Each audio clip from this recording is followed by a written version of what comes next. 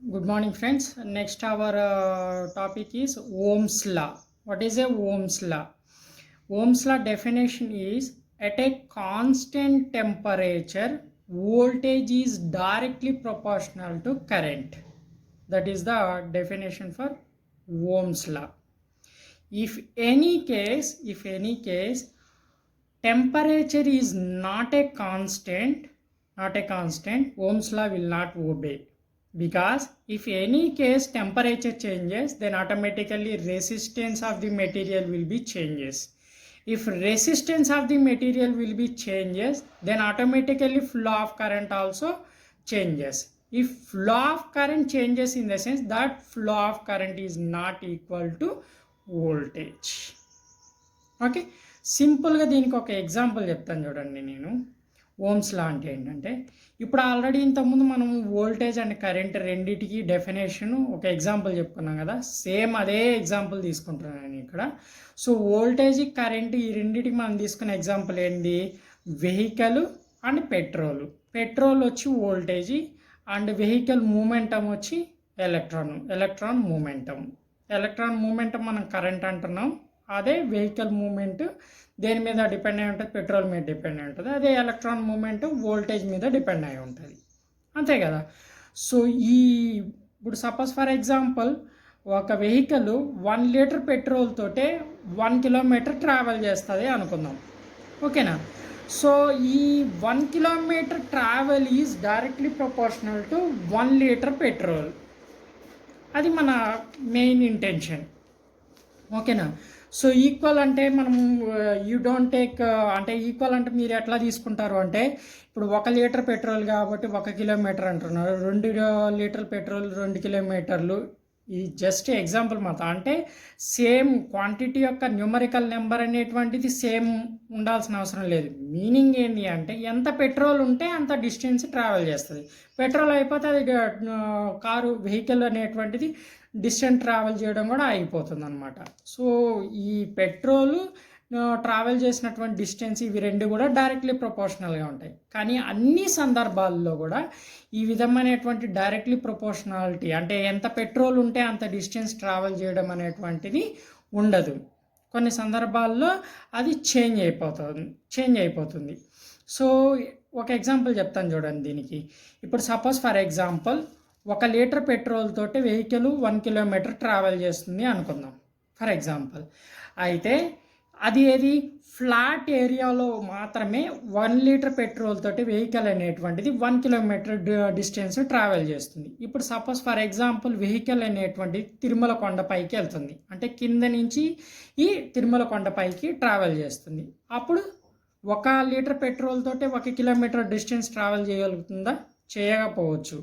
అంటే 1 litre పెట్రోల్తో half kilometre డిస్టెన్సే travel చేయొచ్చు, ఓకేనా.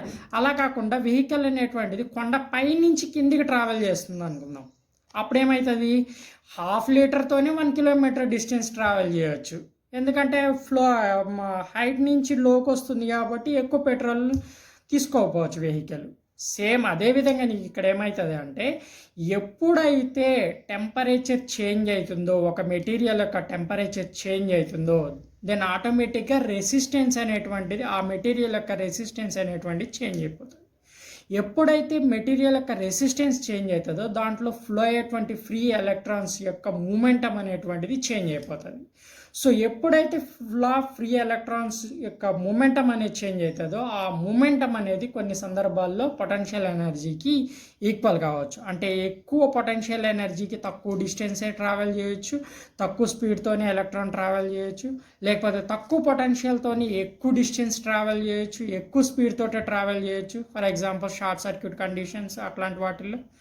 సో ఈ విధంగా ఏమవుతుంది అంటే, అన్ని సందర్భాల్లో టెంపరేచర్ అనేటువంటిది కాన్స్టెంట్ ఉన్నప్పుడు మాత్రమే voltage is directly proportional to కరెంట్గా ఉంటుంది.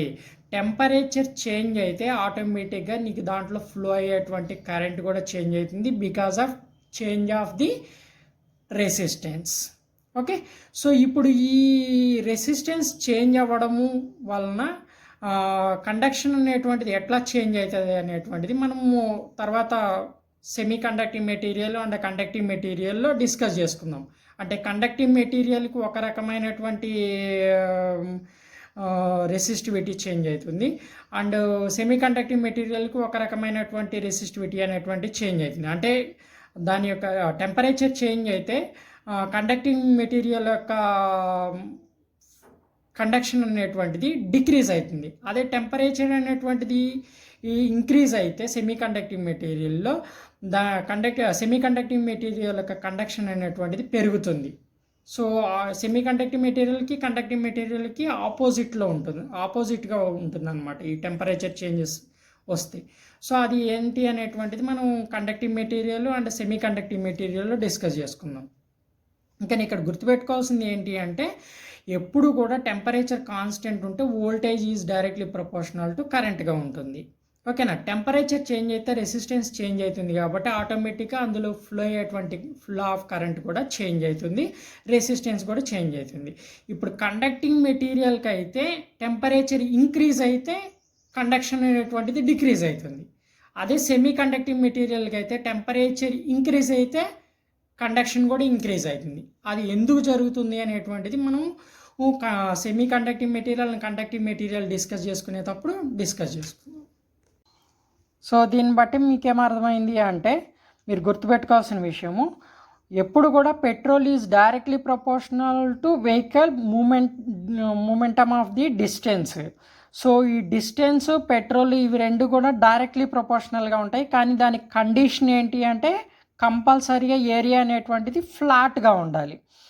ఏరియా అనేటువంటిది ఫ్లాట్గా ఉండకుండా అప్ సైడ్కి అంటే డౌన్ సైడ్ నుంచి అప్ సైడ్కి మూవ్ అయ్యేటప్పుడు పెట్రోలు డిస్టెన్స్ సేమ్ ఉండదు. అప్పుడు ఏమవుతుంది అంటే డిస్టెన్స్ అనేటువంటిది డిక్రీజ్ అయిపోతుంది ఎక్కువ పెట్రోల్కి. అదే అప్ సైడ్ నుంచి డౌన్ సైడ్కి మూవ్ అవుతుంది అనుకోండి వెహికల్, అప్పుడేమవుతుంది ఈ తక్కువ పెట్రోల్కి ఎక్కువ డిస్టెన్స్ ట్రావెల్ చేస్తుంది. అదనమాట. సేమ్ అదేవిధంగా నీకు ఇక్కడ కూడా potential energy and as well as flow of current అనేటువంటిది కూడా ఎట్ ఏ కాన్స్టెంట్ టెంపరేచర్ అనేటువంటి ఒక కండిషన్ మీద డిపెండ్ అయ్యి వర్క్ అవుతుంది. ఓమ్స్ లా గురించి డిస్కస్ చేసుకున్నాము. ఓమ్స్ లా అంటే at a constant temperature voltage is directly proportional to current. So V is directly proportional to I. So proportionality తీసేస్తే మనం V is equal to I into Rగా తీసుకుంటాం.